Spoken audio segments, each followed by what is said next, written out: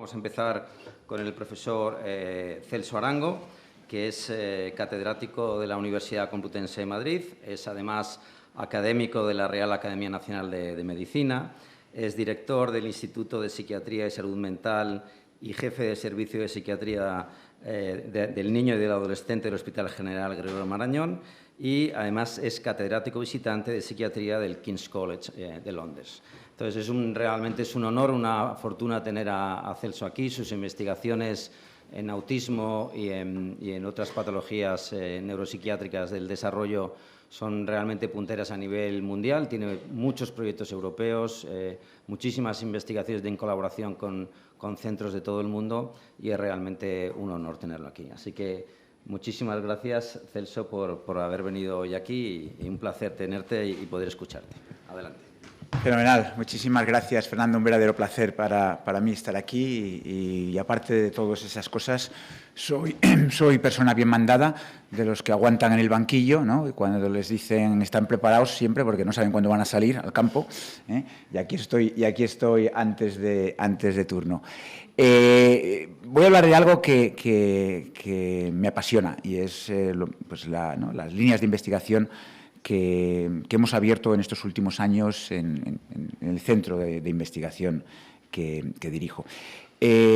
Nosotros empezamos hace mucho tiempo fundamentalmente investigando esquizofrenia crónica, refractaria a tratamiento, etc. Luego nos movimos al campo de los primeros episodios psicóticos para ver si podíamos mejorar el pronóstico y la evolución de estos casos. Luego nos movimos al campo de los pródromos, ¿no? De intentar ver si podíamos evitar que aquellos que ya tenían algunos síntomas hicieran la transición a primeros episodios psicóticos. Y desde hace unos años hemos tomado una ruta, yo creo que es más ambiciosa, pero desde luego enormemente gratificante. Y es la ruta de la investigación en prevención primaria. Y prevención primaria no es más que evitar que aparezcan distintas patologías. Yo estoy convencido de que si aquí, ahora, pregunto, ¿se puede evitar el infarto de miocardio? Pues la respuesta evidente es sí, se puede evitar. ¿Se pueden evitar casos de, melanomas? Pues sí, se pueden evitar. Y todos sabemos y conocemos, ¿no? Factores de riesgo, que reduciendo esos factores de riesgo disminuiremos la incidencia. Pero si hiciera la pregunta de ¿se puede evitar la esquizofrenia? ¿Se puede evitar el autismo? Estoy convencido de que la respuesta no sería tan unánime y no sería tan segura como con las previas. Y yo vengo aquí hoy, a los próximos 25 o 30 minutos, a convencerles de que sí se puede evitar, y es un sí con mayúscula, y existe muchísima evidencia de ello, y de que no estamos probablemente haciendo todo lo que podríamos hacer a nivel del terreno preventivo en distintas esferas de la sociedad, educativa, social, sanitaria, etcétera, con los datos que tenemos y que hemos sido capaces de recopilar en los últimos años. Este es mi conflicto de interés de financiación pública y privada recibida en estos últimos 10 años, muchos de los proyectos que les voy a presentar. Y esta es la sinopsis de la charla que les voy a dar. Las diapositivas están en inglés y traduciéndolas. Una breve introducción a lo que es la prevención en psiquiatría para todos aquellos que no vengan del mundo de la salud mental. Un par de conceptos fundamentales si queremos hacer prevención para prevenir trastornos mentales, y estos trastornos mentales empiezan en su inmensa mayoría en la infancia y adolescencia. Por definición, tendremos que hacerlo en esos periodos del neurodesarrollo donde todavía no se han manifestado estas patologías, ¿no? Y luego hablaré de una serie de implicaciones prácticas y clínicas, pues esto en qué se traduce, ¿no? Y les daré algunos ejemplos de programas clínicos que tenemos en un hospital público de esta comunidad que se llama Gregorio Marañón, donde tenemos 4 o 5 programas dirigidos exclusivamente a la prevención primaria.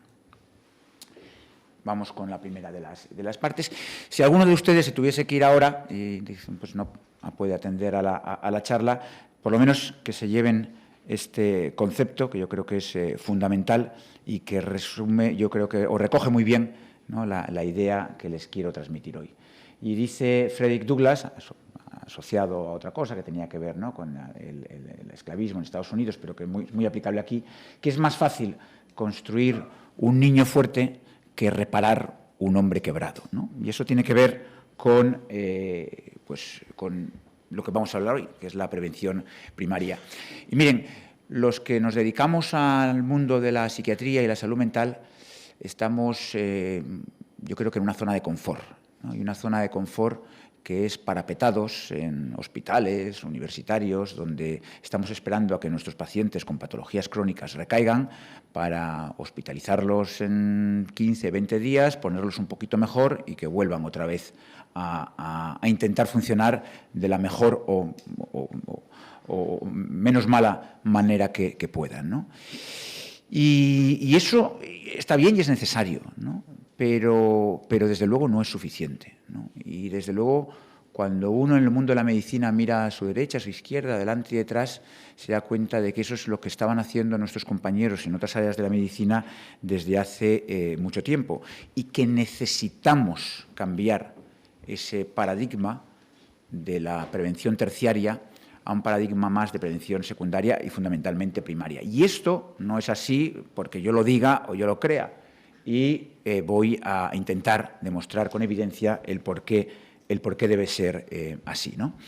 Si nos movemos en el campo, por ejemplo, de las líneas de investigación en las que he estado trabajando más estas últimas 2 décadas, que es la de primeros episodios psicóticos, lo veremos bien en esta imagen, ¿no? Cuando nosotros vemos un paciente que reagudizado con delirios y alucinaciones lo ingresamos, pues prevención terciaria, cronicidad. Cuando nosotros tenemos un primer episodio psicótico y hacemos todo lo posible para mejorar ese pronóstico, eso es prevención secundaria. Pero yo de lo que les voy a hablar hoy es de este tipo de prevención, la prevención primaria, que puede ser universal, aquella que se da a todo el mundo, la que se hace, pues no sé, con la prueba del talón cuando nacemos, ¿no? Y vemos si hay muchas metabolopatías, entre ellas hipotiroidismo congénito, el antiguo cretinismo, y intentamos tratarlo para que no se produzca ningún defecto, ¿no? La selectiva, que es la prevención primaria, en la cual yo tengo un grupo de riesgo. Yo sé que hay un grupo de personas que tienen una serie de factores y variables que les ponen una predisposición mayor para tener una determinada patología. Por ejemplo, el riesgo de esquizofrenia es el 0,7% de la población. Sin embargo, si mi padre o mi madre tienen esquizofrenia, es el 10%, ¿vale? 10 veces más. O si yo tengo un síndrome de elección, una variación de número de copia, un CNV que se llama 22q11, síndrome de George, pues tengo un 25% de posibilidades de tener esquizofrenia, 25 veces más que la población general. No tengo un factor de riesgo conocido. Esa sería la prevención primaria en un grupo identificado, selectiva. Y una prevención primaria indicada es una prevención primaria en un grupo de personas que empiezan a tener síntomas o signos que aumentan el riesgo de que acaben teniendo una patología. Por ejemplo, si yo tengo alucinaciones auditivas como síntoma único, pues tengo más riesgo de acabar teniendo un cuadro psicótico, ¿no? Entonces, es una población indicada. Entonces, que la prevención es más coste eficiente que la curación es algo que está demostrado en muchísimas áreas de la medicina, pero como digo, en la nuestra los datos son menores y hasta no recientemente pues no nos hemos ido interesado en esto. Cojan la revista que cojan a nivel general de medicina, el New England Journal of Medicine, Lancet, British Medical Journal o JAMA, van a encontrar seguro, sí o sí, algún artículo que tenga que ver con prevención primaria en cualquier patología médica. Y hay infinitos. Este es sobre diabetes. ¿Se puede prevenir la diabetes tipo 1? Sí, se puede prevenir la diabetes. Y se pueden hacer campañas de concienciación a través de la dieta y a través de la información y a través de distintos, incluso fármacos protectores, etcétera, etcétera. Intervenciones psicoeducativas de todo tipo. De hecho, hay patologías para las cuales se calcula cuáles son las muertes que se han prevenido gracias a las campañas de prevención. Estos son el número de muertos en los Estados Unidos, hombres y mujeres, y en azul el número de muertos reales por cáncer, y en rojo el número de muertos que hubiese habido si no se hubiesen hecho campañas de prevención del cáncer. Con lo cual, la diferencia que hay entre la línea azul y la línea roja es número de muertos menos. O sea, una variable, un outcome duro, de los que sí o no, vivo o muerto. Sin embargo, como decía, esto es algo que en salud mental pues no hemos prestado atención, y cuando uno va a PubMed y mete datos, ¿no? Porque te mete ahí, teclea prevención y cardiovascular, prevención y oncología, le salen pues 211.000 artículos, y cuando pone prevención y psiquiatría pues le salen una décima parte de los artículos. Y eso probablemente tenga que ver con estar demasiado centrados en la patología ya crónica y la patología establecida, y no haber intentado lo suficiente ver o buscar cuando las cosas todavía no han ido mal o no han ido mal del todo, ¿no? Esto es un artículo que se publica en JAMA hace unos 8 años, donde nos dice que en un país como en los Estados Unidos, solo al 21% de los niños tuvieron una consulta pediátrica de niño sano donde se evaluaron retrasos en el desarrollo, en los hitos evolutivos.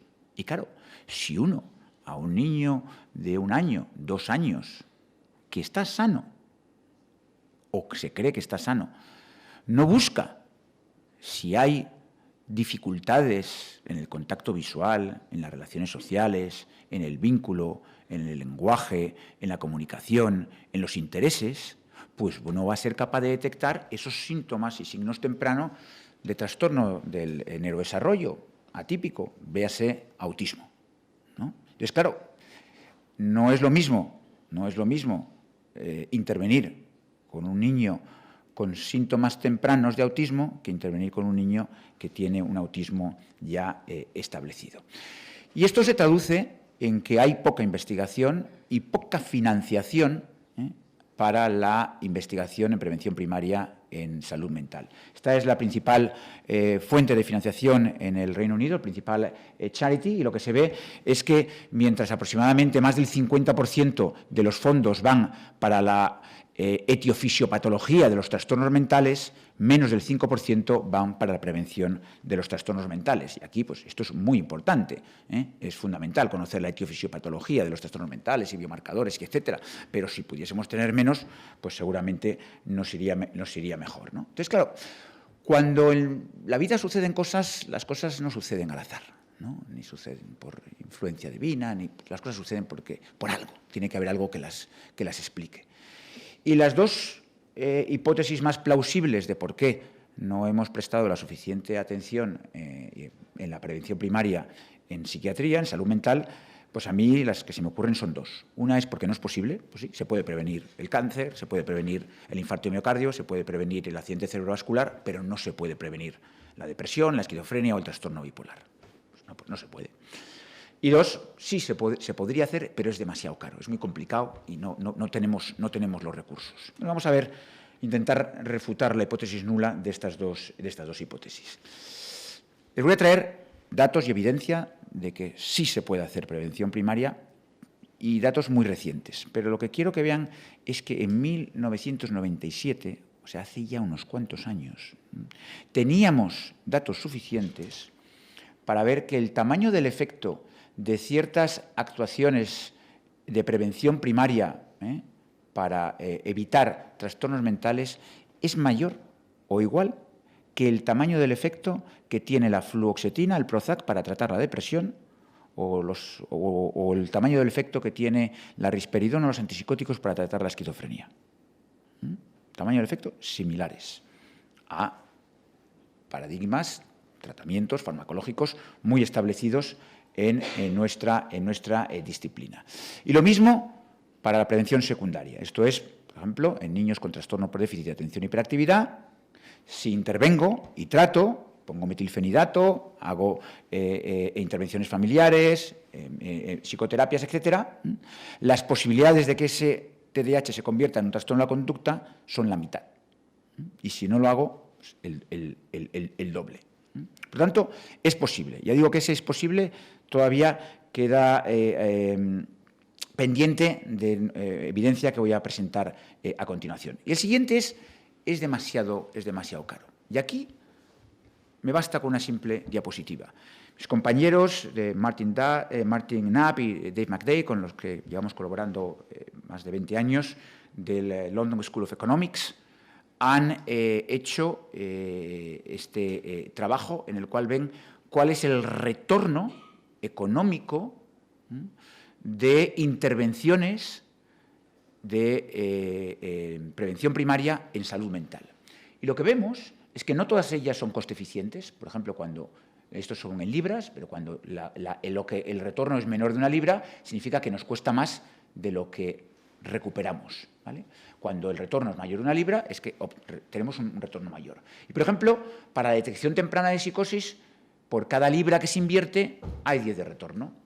Por la intervención temprana, no la detección, la intervención temprana en psicosis, por cada libra que se invierte, hay casi 18 libras de retorno. Pero es que hay algunas, como por ejemplo, formar a los médicos de atención primaria para que detecten la primera causa de muerte en España en población adolescente, que es el suicidio, por encima de cualquier otra enfermedad médica, por encima de los accidentes de tráfico, etcétera, etcétera, el suicidio, hay 54 libras de retorno.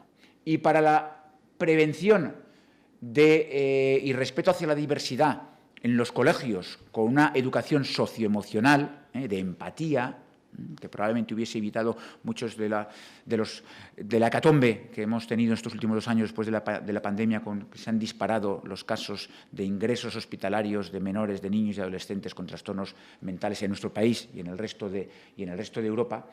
Por cada libra invertida hay 83 de retorno. Por tanto, refutamos las 2 hipótesis nulas, se puede hacer y además es coste eficiente. Pero aún así no lo hacemos, o sea que tiene que haber alguna otra explicación. Y la explicación que yo le doy es que mientras el retorno en el resto de las patologías es un retorno más inmediato, como veremos a continuación, cuando yo hago prevención primaria en salud mental estoy evitando trastornos a 10, 15, 20 años vista.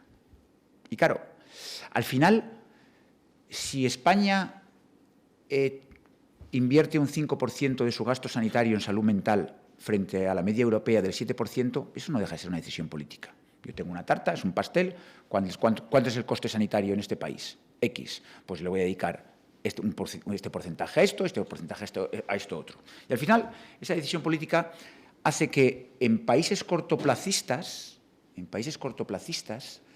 las decisiones que se toman son: voy a invertir en aquello al cual yo puedo sacar un rendimiento, un rédito político en las próximas elecciones, que son dentro de 3, 4 o 5 años. Y invierto en eso, para decir, gracias al programa que hemos puesto, hemos evitado tantas muertes y hemos atendido tantas personas, etcétera, etcétera, ¿no? Y lo de la inversión en políticas de prevención y promoción de la salud a más largo plazo, desde el punto de vista político, es poco sexy. Y vende poco. Y, por lo tanto, no hacemos caso a nuestros grandes sabios. Y estos grandes sabios del siglo XVII, como don Juan de Palafox y Mendoza, ya nos decían que los reinos, ¿no?, que se reinan con los remedios, con las intervenciones, en lugar de con la prevención, están abocados al desastre. O sea, que esto es algo que llevamos mucho tiempo escuchando, pero que no lo hacemos. Otro aspecto fundamental es que para que esto sea realmente eficiente, y estos son algunos trabajos que hemos hecho en la parte más básica con Óscar Marín, que es un neurocientífico que está en el King's College de Londres, hay un aspecto fundamental, y es cuándo se debe hacer esa intervención, ¿no? Y que no es más que ventanas terapéuticas, ¿no? Y en medicina estamos muy acostumbrados a ventanas terapéuticas. Antes les hablaba yo de la prueba del talón como prueba de prevención primaria, ¿no?, universal. Pues yo, si detecto un hipotiroidismo congénito en un niño recién nacido, le doy hormona tiroidea externa y no hay ningún daño. Ahora, si eso no lo detecto y tiene un cretinismo, da igual las toneladas de hormona tiroidea que yo le dé 2 meses más tarde después del nacimiento. El daño ya está hecho y no se va a poder reparar, ¿no? Y quienes se dedican a investigar la corteza, ¿no?, las vías visuales, etcétera, saben perfectamente que si no tapamos a un niño y no lo dejamos ver durante un año, pues las conexiones no se forman y luego, aunque tenga muy buena agudeza visual, nunca va a ser capaz de interpretar lo que está viendo, ¿no? Y como eso hay muchísimos ejemplos. Hay ventanas terapéuticas que duran muchos años. El dejar de fumar. Pues si uno deja de fumar, ¿no?, después de llevar 10 años fumando, pues el daño es mucho menor que si deja de fumar cuando lleva 20 años y ya su curva de mortalidad pues no la va a recuperar, ¿no? Sin embargo, sí puede recuperar parte si deja de fumar a los 15 años. Y si deja de fumar después de llevar muy poquito tiempo, pues su mortalidad va a ser igual que el no ha fumado nunca, ¿vale? O sea que algunas se miden en días, otras se miden en años, otras se miden en horas. Si uno tiene un infarto de miocardio y hace una intervención de reperfusión, pues si la hace a las 2 horas desde el infarto de miocardio, la reducción de la mortalidad es del 80%. Si la hace a las 3 horas, del 50%. Si la hace a las 6 horas, pues la reducción ya solo es del 10% y a partir de ahí ya da igual. No va a reducir esa mortalidad la reperfusión, ¿no? O sea, que son ventanas terapéuticas. Y claro, en patologías mentales, hemos publicado un artículo muy recientemente, hace 2 meses, en una revista que se llama World Psychiatry, donde vemos que la edad media de aparición de todos los trastornos mentales, todos, cuando los junto todos, desde los degenerativos hasta los de la primera infancia, etcétera, la edad media son 14,5 años para todos los trastornos mentales, de inicio. Claro, entonces, si algo empieza de media, aunque algunos empiecen muchísimo más tarde, a los 14,5 años, pues tendré que hacer yo la intervención de forma anterior. Y no voy a meterme mucho en aspectos más neurocientíficos, con Javier Felipe y otras personas, grandes expertos, que yo no lo soy en el área, pero realmente la acción del neurodesarrollo en el cerebro tiene lugar en los primeros estadios. Estoy hablando de intraútero, ¿no? Y por eso muchas de las prevenciones primarias suceden incluso antes de la gestación, como veremos algunos de los ejemplos, ¿no? Pero lo que es la proliferación celular, la migración de las neuronas, etcétera, eso tiene lugar en los primeros estadios de vida. Y después de... el cerebro es plástico y lo sigue siendo toda la vida, y hasta incluso podría haber neurogénesis con las dificultades de si funcionan o no funcionan esas neuronas en bulbo olfatorio, corno amonis, etcétera, hasta últimos estadios de la vida, etcétera. Pero realmente y eso lo vemos desde el punto de vista clínico, cuando vemos un niño con un traumatismo craneoencefálico y pérdida de masa encefálica, que le ha sucedido a los 2 años de edad, la capacidad de recuperación funcional de ese cerebro no tiene nada que ver con el que ha tenido la misma pérdida de masa encefálica porque se ha caído a los 40 años de edad. Nada que ver, ¿no? Y por eso probablemente una de nuestras colaboradoras, la doctora Parellada, escribió esta editorial tan provocadora que dice que por qué después de la adolescencia ya hay que hablar de psicogeriatría, ¿no? Y esto es hasta los 18 años psiquiatría infantil y luego ya psicogeriatría, ¿no? Porque está todo el bacalao vendido, miren, uno de los problemas que tenemos cuando hacemos ensayos clínicos, cuando comparamos fármacos, intervenciones psicosociales, psicoterapias, etcétera, frente a no hacer nada, placebo, etcétera, es que tenemos una media, ¿no? Y muchas veces yo estoy convencido de que nosotros matamos fármacos que funcionan para un subgrupo muy pequeñito de población, porque como para la gran mayoría no le funciona, y como nosotros tenemos una mayor dificultad para hacer una medicina de precisión porque no tenemos biomarcadores para identificar quién se puede beneficiar de este mecanismo de acción o no, probablemente pues eso lleve a mayor dificultad del desarrollo de nuevas moléculas. En este caso es una intervención psicoterapéutica, aquí no hay fármacos, es una intervención psicoterapéutica y es para autismo. Y lo que vemos es que la misma intervención con los mismos psicoterapeutas tiene un porcentaje de éxito del 39%. Sí, claro, pero es un porcentaje global. Cuando nosotros esta intervención la separamos en 2 grupos, que ya digo, con la misma gravedad y la misma intervención, los que tienen menos de 60 meses de vida responden un 67%. Y los que tienen más de 60 meses de vida responden un 11%. Esto es muy buen ejemplo de una intervención intensiva con familiares a los que se forma y que hacen una especie de ABA con niños con autismo, como si uno llega tarde, las posibilidades de éxito son muchísimo menores. Ya digo, controlando por todos los posibles factores de confusión, ¿no? Y esto me recuerda tuve la oportunidad de trabajar de seguir trabajando. Me voy a estar la próxima semana en la Universidad de California en San Francisco y allí vivía con mis hijos y les llevaba a este parque, que es el Golden Gate Park. Ustedes han estado allí, seguramente lo conocen. Y hay una parte del parque donde yo no podía entrar si no llevaba a mis hijos. O sea, tenía que llevar a mis hijos para poder entrar, ¿no? Donde el foco, lo importante, era la infancia y lo otro era superfluo. Y eso probablemente no sea la historia de la psiquiatría actual. Vamos a la segunda parte. Síntomas y signos para esa intervención primaria, ¿no? indicada, los tenemos décadas antes de que sucedan los trastornos mentales. Y la persona de 25 o 30 años que va a tener un primer episodio psicótico que se va a convertir en una esquizofrenia, en la mayor parte de las ocasiones, no siempre, pero aproximadamente un 70%, según la estadística de una cohorte muy grande que tenemos ahora con más de 500 casos de primeros episodios psicóticos que llevamos seguidos 20 años, aproximadamente el 70% van a tener un trastorno del neurodesarrollo claro, con problemas de control de esfínteres, con problemas de relación social, con torpeza motora, con distintos hitos del desarrollo alterados, ¿no? Les he hablado de la ventana terapéutica. Otro aspecto fundamental para lo que les voy a hablar hoy es algo que es un paradigma que también ha cambiado en psiquiatría y que es fundamental para la prevención primaria. Y es, ¿podemos hacer prevención primaria específica de esquizofrenia o prevención primaria específica de trastorno bipolar? Y la respuesta es no.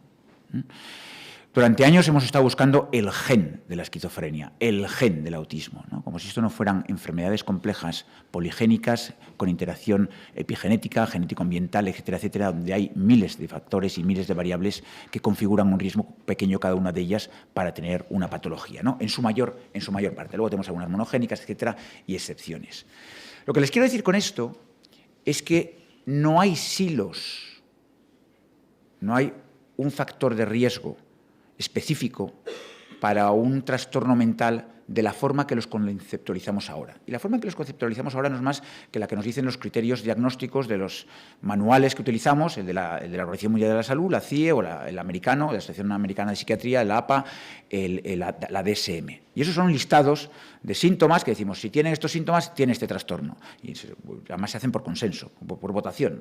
Cogen a 10, 15 expertos, yo estaba en alguna de esas reuniones, y se vota, pues este lo ponemos, lo quitamos en base a la evidencia, etcétera, estudios de campo, pero bueno, no deja de ser eso, ¿no?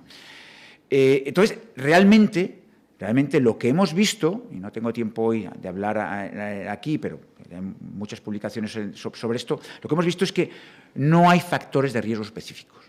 Y un factor de riesgo genético, por ejemplo, ¿no? Varianza común, un polimorfismo determinado, incluso un CNV, aumenta el riesgo, con esa pleiotropía aumenta el riesgo para muchos trastornos mentales distintos, ¿vale? Y antes les decía yo, si mi madre y mi padre tienen esquizofrenia, yo tengo un 40% de posibilidades de tener esquizofrenia, 40 veces más que la población general, ¿no? Pero también tengo 40 veces más posibilidades de tener un trastorno bipolar, ¿no? o 30 veces más posibilidades de tener una depresión mayor, no solo una esquizofrenia, ¿no? Entonces, hemos pasado de un mundo de factor de riesgo único, de unívoco, unidireccional, casi, ¿no?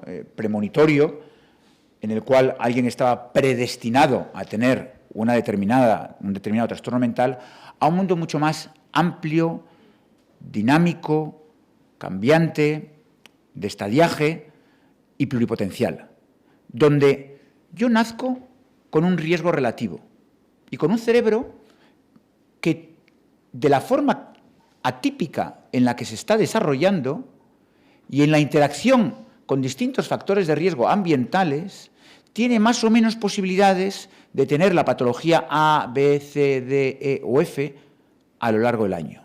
Y que yo acabe teniendo un trastorno mental o no lo acabe teniendo, o que yo acabe teniendo un trastorno mental que tiene mucho peor pronóstico que otro, va a depender de esas cosas que me van sucediendo a lo largo de la vida y de esos factores de riesgo o mientras estoy en el útero de mi madre, ¿no?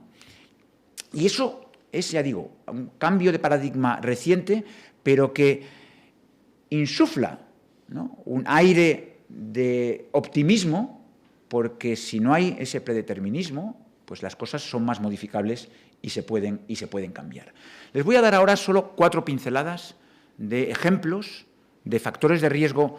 Todos los que les voy a decir tienen 2 condiciones. 1, han sido replicados en distintos estudios de forma independiente, y 2, se ha demostrado que se pueden disminuir. Porque, claro, a día de hoy, en nuestra área no podemos hacer terapia génica. Hay muchos factores de riesgo demostrados. Hemos publicado recientemente en un consorcio muy amplio, hace un par de meses en Nature, ¿no?, de 300 factores de riesgo, 300 polimorfismos, alelos, que aumentan el riesgo de esquizofrenia, que por cierto todos ellos juntos aumentan el riesgo o incrementan la varianza un 6 o un 8%, ¿no? Pero bueno, de forma replicada, ya es la tercera vez, ¿no?, que vemos que estos alelos aumentan el riesgo de esquizofrenia. Pero voy a centrar en aquellos que son modificables, y que existen, además, evidencia de que se pueden modificar. Estrés materno y estrés paterno antes de la concepción. Y esto lo traigo para darnos cuenta que se puede hacer prevención primaria incluso antes de que exista la persona. Y en fundamentalmente hay modelos animales que, por ejemplo, la exposición a sustancias como el cannabis, tanto de la madre como del padre, previa a la gestación, hace que haya cambios en la conducta hasta 3 generaciones más allá, ya digo, en modelos animales. Este es uno de ellos, ¿no?, que está publicado en Science, ¿no?, y cómo el estrés, no materno, sino paterno, porque el materno ya lo conocíamos y hay modelos aquí hay estudios en humanos, puede producir cambios que son cambios epigenéticos, el ADN no se modifican las letras, que son transgeneracionales. Sabemos que han incrementado mucho las patologías del neurodesarrollo, es decir, el autismo era definido como una enfermedad rara hace 20 años. Enfermedad rara, según la OMS, es aquella que sucede en menos de una cada 2.000 personas.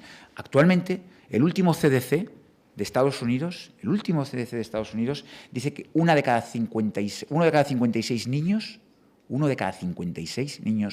en Estados Unidos tiene diagnóstico de autismo. ¿Qué ha pasado? Era una enfermedad rara. 1 de 2000, 56. Allí naturalmente está inflado porque el diagnóstico es la puerta de acceso a recursos educativos, etcétera, etcétera. Pero bueno, en Europa aproximadamente está alrededor del 1%, ¿no?, la prevalencia de autismo. ¿Qué factores de riesgo han incrementado? Bueno, uno de los factores de riesgo que ha incrementado clarísimamente es la edad paterna. ¿Con qué edad se está teniendo? Por cierto, que España es uno de los países donde madres y padres tienen más edad de toda la Unión Europea, ¿no? Y es un factor de riesgo que se ha replicado. ¿Por qué? Por mutaciones probablemente, y por eso probablemente también más el riesgo paterno es mayor que el riesgo materno, porque las madres, ¿no?, tienen un tope biológico en el cual ya pueden dejar de ser madres, que es mucho más alto para padres, etcétera. Pero bueno, tampoco voy a entrar en eso. Otros factores de riesgo que se han identificado y que son modificables. Uno es la pobreza. Y la pobreza produce trastorno mental. Y produce trastorno mental, y hay distintos nexos en los que se ha estudiado cómo la pobreza cambia la configuración del cerebro. Y uno puede decir, bueno, pues si es pobreza, poco puedo hacer con eso, ¿no? Pues hay estudios, por ejemplo, este estudio publicado en Lancet, donde a familias en zonas muy pobres desde el punto de vista socioeconómico, les dan un dinero, pero es un dinero que tiene que ser, si lo quieren recibir, tienen que utilizarlo para medidas que ellos saben que son beneficiosas para esos niños, ¿no?, para esos niños de corta edad, ¿no?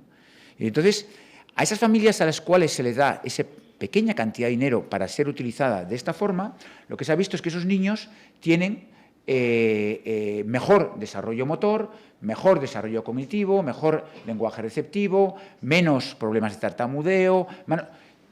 Y además, estudios posteriores a vieron como este beneficio, que se traduce así, pura y llanamente, en puntos del cociente intelectual, y en menos trastornos mentales y problemas del neurodesarrollo, es coste eficiente.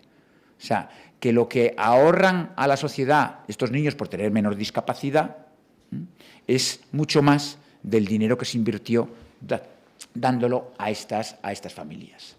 Intervenciones durante el embarazo, muchas. Consumo de alcohol, síndrome alcohólico fetal, frecuente con todos estos niños que se están adoptando de países de Europa del Este, consumo de tabaco, etcétera, incrementan el riesgo de, por ejemplo, psicosis o esquizofrenia 15, 20, 30 años más tarde. Estos son estudios de cohortes longitudinales, realizados en muchos de ellos en países de Europa del Norte, en Dinamarca, en Finlandia, etcétera, donde tienen la posibilidad de estudiar a las personas durante muchísimos años. La falta de vitamina D es un factor de riesgo para tener esquizofrenia a lo largo de la vida, ¿no? Y esa suplementación.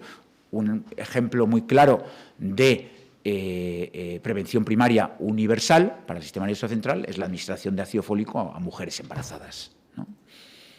Durante el parto y el embarazo, pues nosotros hemos podido observar cómo las complicaciones durante el parto, la hipoxia, por ejemplo, cerebral, incrementa el riesgo de tener psicosis en la infancia y en la adolescencia, ¿no? Y por lo tanto, esos cuidados que dan los ginecólogos, que dan los neonatólogos, son fundamentales. Y yo siempre digo que son probablemente ellos mejores preventivistas de salud mental que los psicólogos clínicos y los psiquiatras y todos los que nos dedicamos a la salud mental, ¿no? Nosotros tenemos, por ejemplo, uno de los programas que tenemos en nuestro hospital de prevención primaria es un programa de prevención en niños de muy bajo peso al nacer. Hace pocos años los niños de menos de 1000 gramos no sobrevivían, y luego 800, y luego 600. Y ahora están saliendo niños adelante de 350 gramos en el nacimiento, semana 24, que están en incubadora meses y meses y meses, y ahí con los padres. Bueno, el 80-90% de esos niños van a tener un trastorno de neurodesarrollo, discapacidad intelectual, autismo, TDAH, el que sea. Es un precio muy alto el que hay que pagar. Es una población muy bien identificada y muy clara. Si no intervenimos con estas familias para disminuir otros factores de riesgo que pueden tener estos niños especialmente vulnerables, pues no estamos haciendo un buen trabajo, ¿eh? Y estos ya son pues las unidades de psiquiatría y psicología perinatal que existen en algunos hospitales y que deberían existir en todos los hospitales, por lo menos en todos los hospitales públicos, ¿no? Complicaciones obstétricas, además, sobre todo cuando se dan ya en población de riesgo, porque las madres con esquizofrenia, por un lado, tienen el factor de riesgo genético y además tienen peores cuidados durante el embarazo. Con lo cual, los cuidados durante el embarazo y el parto de esta población de ya de por sí alto riesgo es fundamental. Y se puede conseguir, ya digo, de todas las intervenciones que digo, hay estudios que evidencian que se puede reducir ese factor de riesgo. El maltrato. Este es un TAC de un niño normal de 3 años y este es otro niño de 3 años que ha sufrido un maltrato, una negligencia extrema. O sea, que el cerebro, no hace falta ser un neuroradiólogo para darse cuenta de la diferencia de esas dos tomografías axiales computarizadas, ¿no? Y esos son los efectos en el cerebro de ser maltratado a la corta edad de 3 años. Entonces, una de las grandes plagas de nuestra sociedad pues es la discriminación de niños que son distintos, en forma de bullying, en forma de acoso escolar. Y ese acoso escolar es un factor de riesgo, como decía antes, no para el suicidio, que lo es también para la esquizofrenia, para la depresión mayor, para el trastorno por estrés postraumático o para el consumo de sustancias en la edad adulta. Y estos son factores de riesgo que podemos reducir. Y muchos de ellos están unidos. Un niño es identificado como distinto porque hace cosas raras, porque ya tiene algo y entonces se hace acoso escolar y es el círculo vicioso, ¿no? Entonces, cuando alguien sufre acoso escolar y además es maltratado, algo que sucede muchas veces dentro de las familias, pues las posibilidades de tener psicosis a los síntomas psicóticos a los 12 años es 6 veces más que otro niño que no ha tenido abuso y maltrato.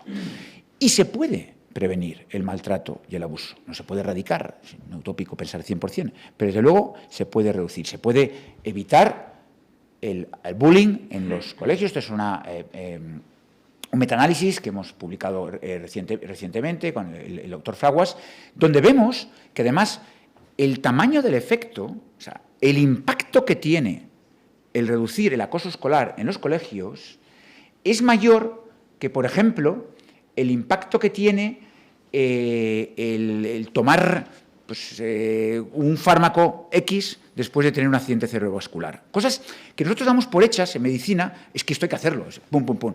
Digo, ya, pero es que nosotros, esta intervención tiene un impacto mayor que el aumentar la supervivencia, ¿no?, después de tener un accidente cerebrovascular con esta medicación X, ¿no?, o detectarlo con una vacuna para el cáncer de cervix, etcétera, etcétera. Entonces, se puede prevenir el abuso en los niños y es algo en lo que deberíamos trabajar más. Claro que algunos se preguntarán, la pregunta del millón de siempre en medicina, ¿no? ¿Esto es correlación o es causalidad, ¿no? El tema de la causalidad, ¿no? Y muchos de los estudios que he revisado son estudios de cohorte longitudinales donde se estudian a los niños antes de tener el factor de riesgo y antes de que aparezca el trastorno mental. Pero este es un estudio muy bonito, hablando de acoso escolar y de abuso, en el cual se vio que, miren, para una regla mnemotécnica es el 8% de los niños de 8 años tienen alucinaciones auditivas y no hay que hacer nada. Es como el amigo imaginario. Es normal y en la inmensa mayoría de las veces pasan y se van con el desarrollo. Pero este porcentaje es mucho mayor en niños que han sufrido abuso físico y llega hasta el 20%. Cuando esos mismos niños se hace una intervención y desaparece el abuso físico, el porcentaje de niños con alucinaciones auditivas vuelve a niveles normales. Si no se hace intervención y ese niño sigue teniendo abuso físico o acoso escolar, el porcentaje sigue incrementándose de niños con alucinaciones auditivas, ¿no? Yo creo que es la misma población antes y después de la intervención y cómo esas alucinaciones auditivas son muchas veces expresión de ese acoso externo o abuso al que están sometidos.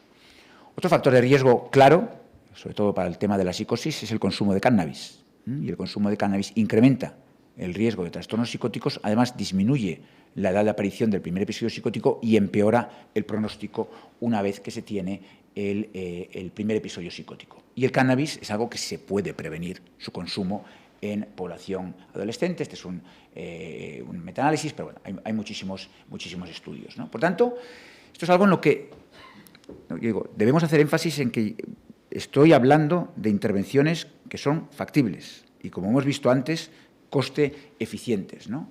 De hecho, cuando nosotros intervenimos con hijos, y en el Gregorio Marañón tenemos una cohorte de hijos de personas de trastorno mental grave, fundamentalmente esquizofrenia y trastorno bipolar, que lleva la doctora Lola Moreno, podemos reducir hasta un 40% la aparición de trastornos mentales en esos niños, con intervenciones de prevención primaria.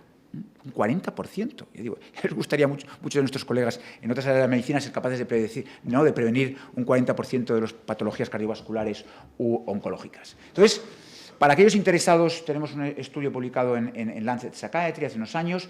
Hay ventanas, cada uno de estos factores de riesgo interfiere en un momento determinado del neurodesarrollo, del momento de la vida, y cada una de ellas tendrá un mecanismo preventivo que será distinto, ¿no? Yo publicaba hace unos años esta editorial, que alguien nos está escuchando, a los hechos, y hay poca psiquiatría fuera de la psiquiatría infantil, ¿no? Y probablemente si la escribiese ahora, diría que hay poca psiquiatría fuera de la psiquiatría preventiva. Acabo.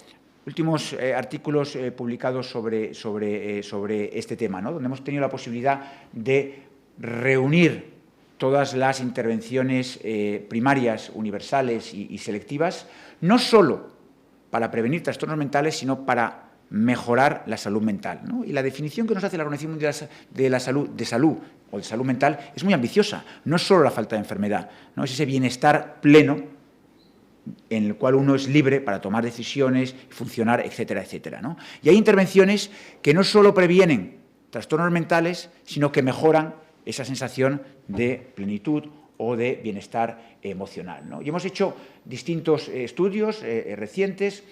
Este es el primer atlas que se publica de todos los trastornos mentales, desde el Alzheimer hasta la esquizofrenia, trastorno bipolar, trastorno compulsivo, trastorno por abuso social, todos.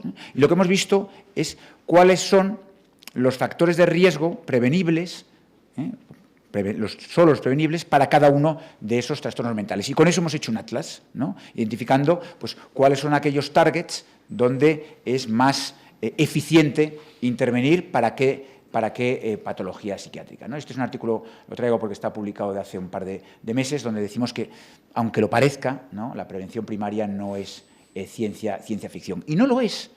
Y ya les he dicho algunos de los programas que tenemos en el hospital que está a 1.500 metros de aquí. Tenemos programas con hijos de personas con trastorno mental graves, tenemos programas de psiquiatría y psicología perinatal con niños de bajo término, tenemos un programa que es genética y salud mental, donde desde los servicios de genética de la Comunidad de Madrid, fundamentalmente el Hospital La Paz, pero también otros hospitales, nos derivan niños sanos, pero que tienen patologías, Phelan-McDermid, Prader-Willi, Digeorge, 22q11, etcétera, que sabemos que tienen un alto riesgo de acabar teniendo un trastorno mental a lo largo de la vida. Y con esas familias hacemos psicoeducación, reducción del estrés, nos coordinamos con los colegios y hacemos intervenciones que reduzcan otros factores de riesgo adicionales en niños y tal. Pero eso, lamentablemente, no es la regla, es la excepción, y a pesar de que algunos llevamos ya años, ¿no?, clamando que esto es algo que debería ponerse de forma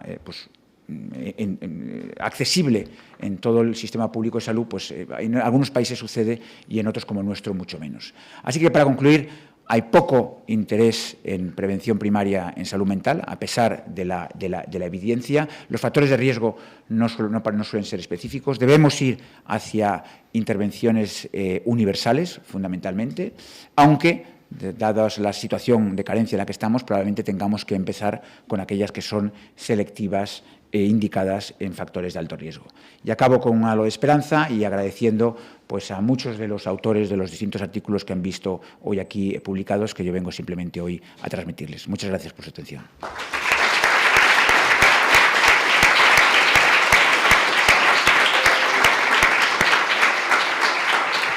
Muchísimas gracias, Celso, por la fantástica ponencia. Muchísimas gracias, de verdad. Podemos abrir un turno de preguntas rápido, de 2 o 3 preguntas para el profesor Arango. Hay un micrófono de sala, si alguien quisiera, levanta la mano y se lo pasamos. Yo, Celso, quiero hacerte una pregunta. Me ha fascinado completamente lo que tú estás hablando de la prevención y además sé que en tu grupo trabajáis no solo en estas cosas de prevención, sino además en la etiología de las enfermedades, en conocer estas partes de la etiología. Y hemos comentado antes de la charla un poco de este tema, y sí me gustaría que nos comentaras también esto, ¿no? Porque vosotros habláis mucho, hay cierta barrera, ¿no?, cuando uno dice, bueno, vamos a hacer prevención, pero es imposible hacer prevención porque estos son trastornos genéticos y esto no hay nada que hacer, porque ya es determinista, ¿no?, de alguna manera, ¿no? Pero incluso vosotros habláis, pues, que hay cierta comorbilidad en algunas características fisiopatológicas de esas enfermedades, como puedan ser el trastorno en la transmisión GABAérgica, ¿no?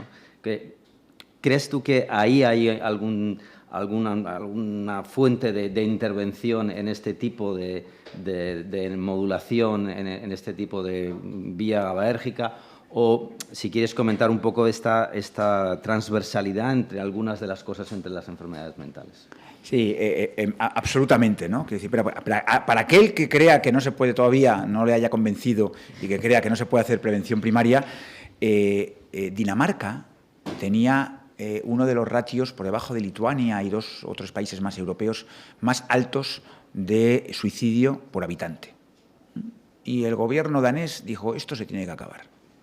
Y hizo una política agresiva en la cual fue a los colegios, fue a la sociedad, fue a los medios de comunicación, fue a los centros de atención primaria, a los médicos de primaria, fue a los centros de salud mental y con distintas intervenciones, barreras, teléfonos, etcétera, etcétera.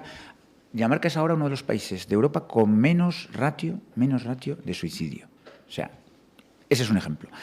Yendo a tu pregunta, sí, efectivamente, nosotros llevamos años haciendo, ¿no?, investigación sobre etiofisiopatología, y eso es lo que me gusta, la conexión en lo translacional. Digo, oye, ¿qué se deriva de nuestros estudios de etiología? Pues que conocemos... No. Te voy a poner un ejemplo. Tú has hablado, ¿no?, de ese desbalance excitatorio inhibitorio, por ejemplo, en el autismo y en otros trastornos del neurodesarrollo. Mira, nosotros, una de las líneas de investigación que ya tenemos abiertas hace mucho tiempo es todo el tema del desbalance del estrés oxidativo y de factores inflamatorios, ¿no?, en el cerebro de personas con trastorno mental. Entonces, nosotros lo que vimos es que nuestros chavales, los niños y adolescentes que tenían un primer episodio psicótico, tenían mayor pérdida de sustancia gris, y que esa pérdida de sustancia gris se asociaba con peor pronóstico.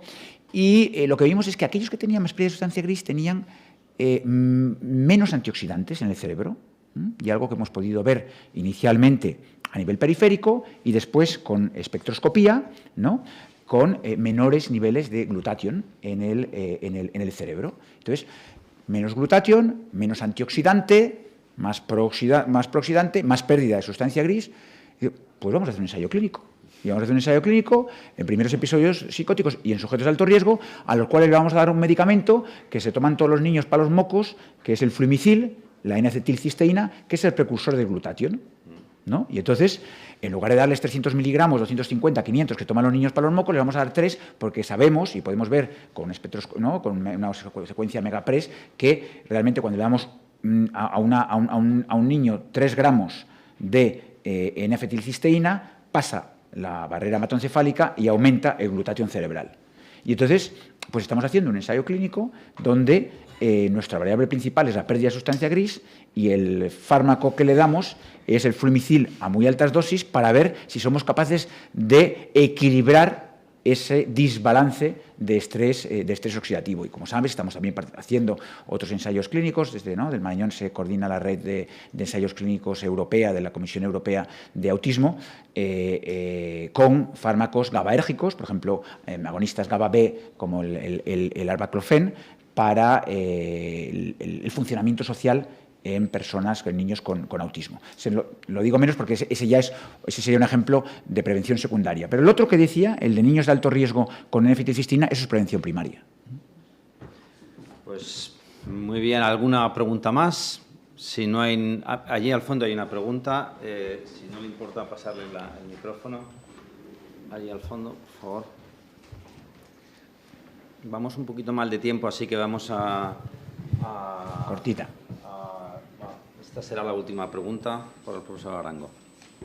¿Tiene el micrófono a su derecha? Sí, ahí está. A su derecha. Ahí. Bueno, voy a ser muy breve.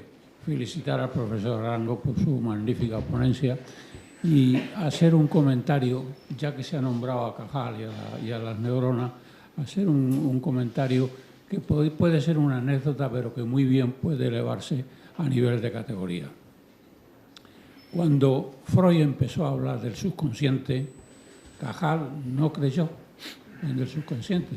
Decía que eso eran una serie de mitos y leyendas que no venían a cuento en el cerebro. Pero mira por dónde sale Ortega y Gasset, se dirige a Casal y le dice: no, don Santiago, no tiene usted razón. En el cerebro, aparte de lo orgánico y aparte de lo biológico, hay algo más. Este algo más es el subconsciente. Y fue entonces cuando Cajal, con su mente polifacética, admitió el subconsciente de Freud que existía en el cerebro. Bueno, muchas gracias. Muy bien, y yo me voy a permitir completar su anécdota y decirle que no solo estuvo convencido de eso, sino que Cajal practicó la hipnosis. Practicó la hipnosis para la terapia de sueño y que la primera paciente a la que practicó la hipnosis fue a su mujer. Pues muchísimas gracias. Vamos a darle un obsequio al profesor Arango. Gracias.